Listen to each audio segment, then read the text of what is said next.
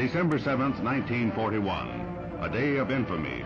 Even as Japanese diplomats were conferring with Secretary of State Hull on peace measures, Nipponese planes were swooping down on Pearl Harbor. This pictorial record includes both U.S. films and pictures made by the enemy as they dropped their load of death on the naval base, on Wheeler Field, on civilian homes and schools.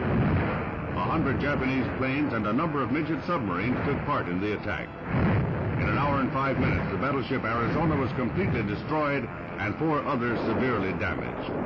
3 other battleships and 3 cruisers suffered lesser damage. Nearly 200 planes were destroyed.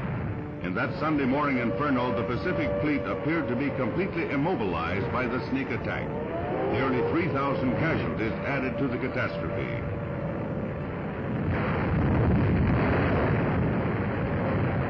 Within hours, the United States declared war. The attack on Pearl Harbor united Americans as never before in history. In the explosions at Pearl Harbor, there was forged the will for complete and absolute victory over the forces of evil. In Hawaii, civilian and soldier alike turned to the task of caring for the wounded and homeless. At the time, an actual landing by the Japanese was expected, and makeshift plans were made to fight the invader on the beaches and in the streets.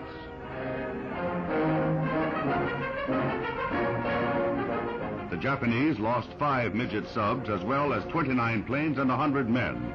Small cost for the damage they were able to inflict on the U.S. fleet. 2 carriers had been on patrol and thus missed the attack.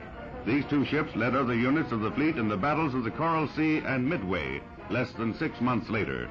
The first steps on the long road to complete victory.